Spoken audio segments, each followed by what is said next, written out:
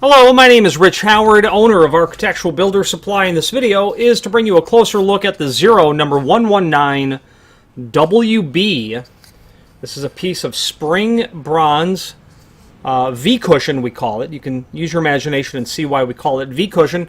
There's two types of bronze. There's V-cushion, and then there's the spring bronze, which is flat, but it's got a giddy up in it, so that when you nail it to the jamb, it actually stands proud of the rabbet of the frame a little bit. That's called spring bronze.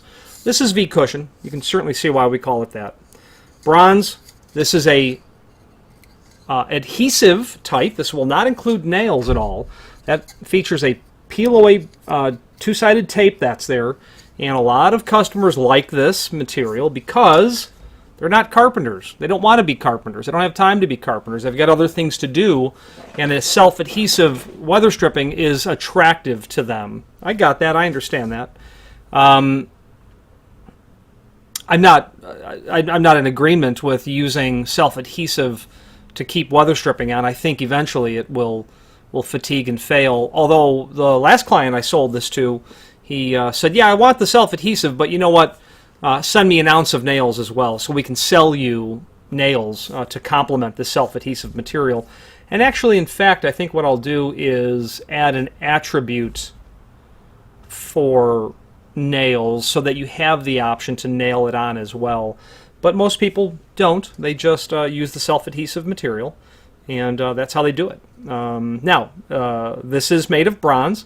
It is 1.25 inches wide.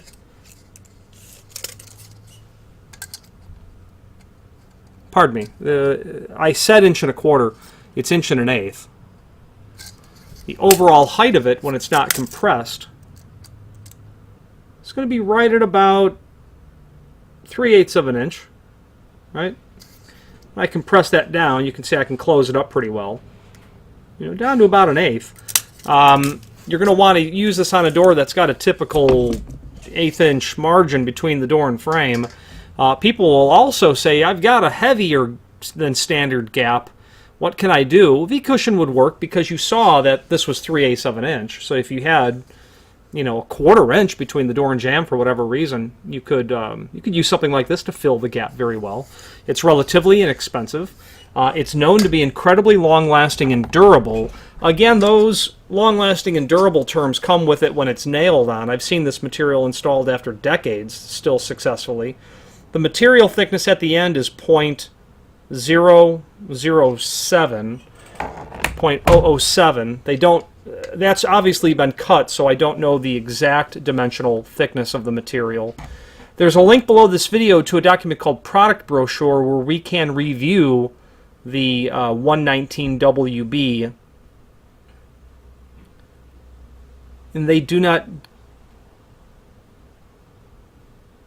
give us a thickness of the material. 34 gauge maybe is what they're giving us. Let's take a look and see if that translates to something. I was able to find online a wire gauge comparison guide, and 34 gauge does come to 0.006. So my caliper was spot on. So it's 0.0063. 34 gauge. So the catalog does refer to the thickness as a gauge, and